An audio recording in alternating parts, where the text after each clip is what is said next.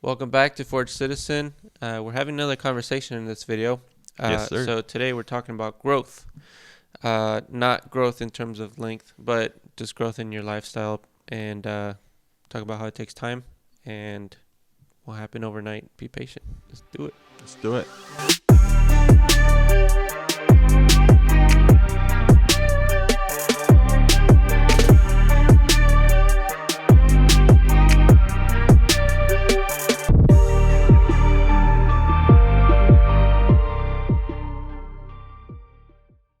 So ironically, one of the things that I am trying to grow in is losing weight, which sounds like an oxymoron, but I started a journey since I turned 30 this year. I'm getting old. So I really want to just make sure that I'm healthy and I can actually play with my girls as they grow and just be around longer to do the Lord's work.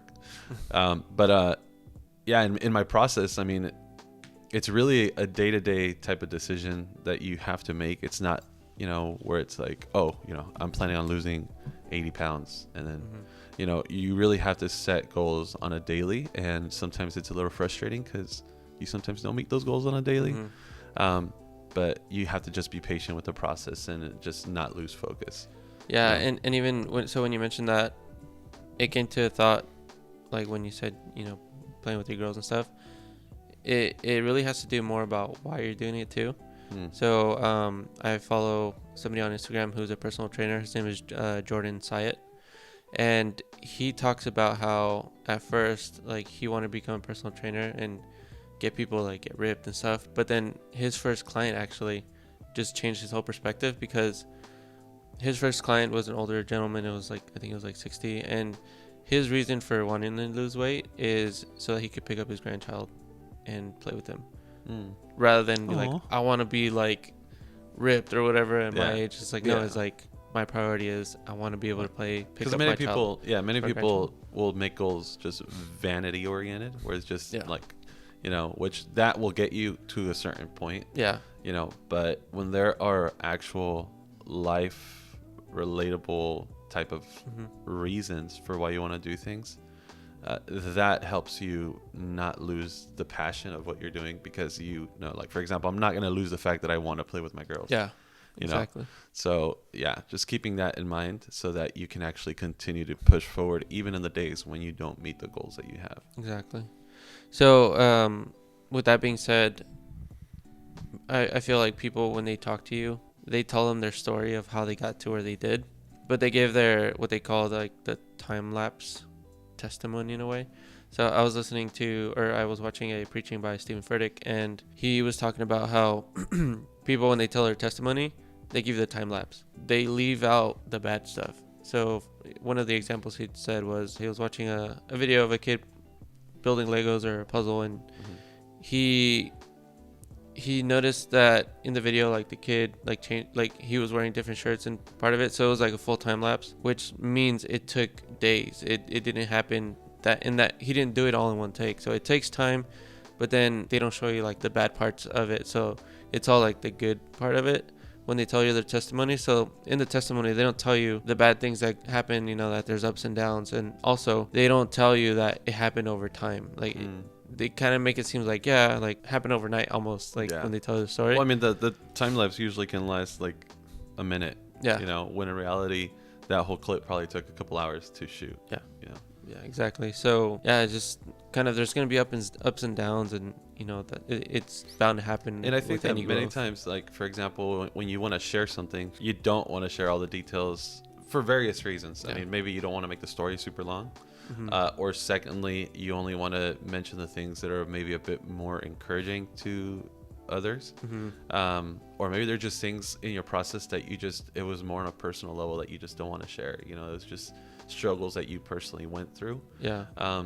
But being true to that and being sometimes transparent kind of helps other people understand that it's not always just, like this beautiful journey, like I set a goal and I reached the goal, the end. It's like, okay, so what did you do to get there? And it's like, no, they just tell you that. And and it doesn't matter what type of growth, like whether it's just your spiritual growth, your just growth in general in terms of your lifestyle and personal life, or in your case, like wanting to lose weight, that's that's a growth in itself. So just knowing that there's going to be ups and downs, you're not always going to meet your calorie goal or whatnot. So it's really important. And one thing that I've learned to do, thanks to my trainer, which we may be having him on here sometime in the future.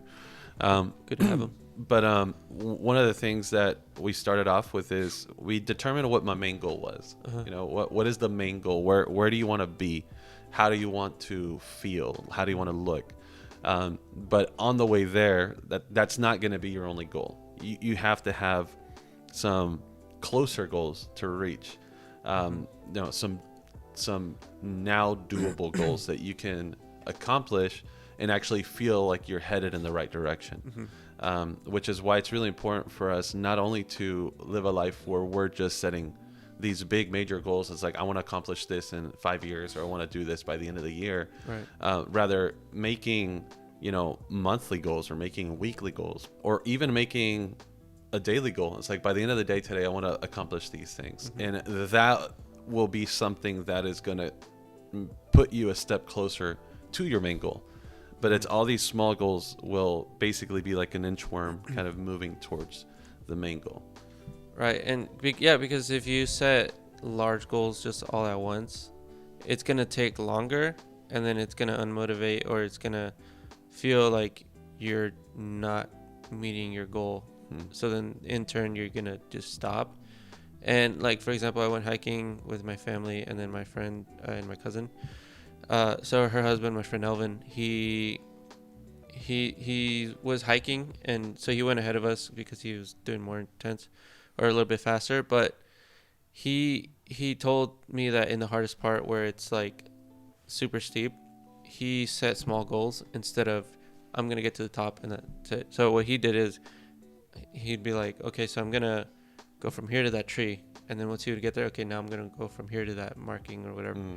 So in turn, it felt like more wins than just one win. Gotcha. So that's why it's better to just have small wins instead of just one large win. You're just gonna feel better about yourself overall, and just set small goals. Yeah, and I think the last thing to that is just that it also makes you understand that every day matters to your big goal. When you have small goals, especially daily goals, it makes you understand that every day you either get a step closer to your goal or a step further away from your goal. And so by making those small goals or having those small wins, you're actually physically able to see that you're getting closer to your goal. Instead of just like waiting, like, oh, today I'll start again tomorrow. And in reality, it's like, okay, well then you're going to reach your goal one day later than what you would have if you would have just put in the work now.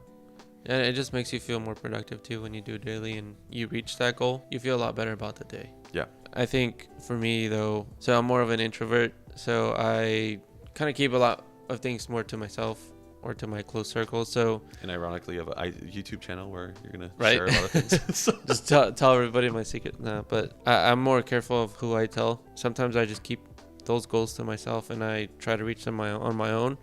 But sometimes I do share them with my small group of friends that I trust more, because if you tell the wrong person, they might, maybe without them noticing, or maybe it's not their intention, but they might say something that's just going to discourage you.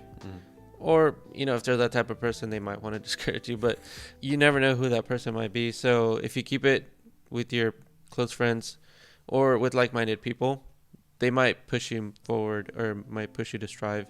So that's me as an introvert. That might not work for everybody.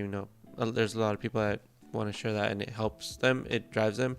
But for me personally, as an introvert, I choose who I tell, and I try to surround myself with like-minded people and just and I think that's why many people that want to help you set goals, they'll tell you like make some sort of goal board or something where you put like pictures and you write it out, like I think it's like a dream board or something. Something like that. And then they'll tell you to, okay, after you make it, take a picture of it and post it on Facebook.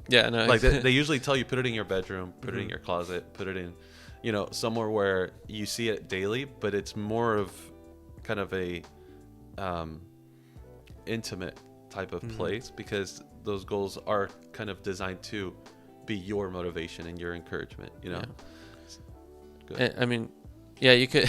I mean, you could go two ways about it, but so you could have the dream board, or you could do the David Goggins way, where it's like, so he talks about how he went from being super overweight to like super fit, and he runs like 100-mile, or I think in October he did like 250 miles, which it's nuts. He's crazy. That's fast. Yeah. Well, I know you meant distance. I was kidding. I know you meant distance, not 250 miles per hour. Oh no. So he ran 250 miles, and he said the way he got to where he did, he had to train his mind to push forward, because your mind at one point wants to stop. Like if you're running a mile and you get tired, your mind wants to stop, but it's overcoming your mind. He calls it callousing your mind, and then when you start feeling that, you find the adrenaline, you find the push, and you just go forward, and then you train your mind to go forward and just push harder, more in the future.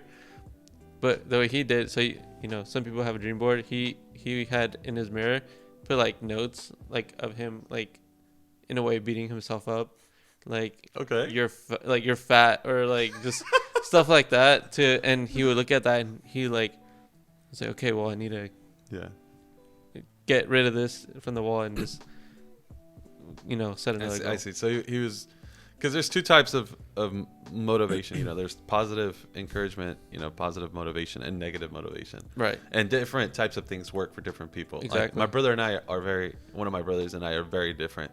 I was the kind of person where it's like, if you do this, we'll give you this. Versus my brother's like, if you do that, we're not going to do this. And it's this negative type of encouragement that many times some people just work. And I think that this has to do with you understanding the kind of person you are and really understanding what motivates you, what encourages you, and finding the way to make that effective for you so that it works in your benefit when you're trying to accomplish your goals.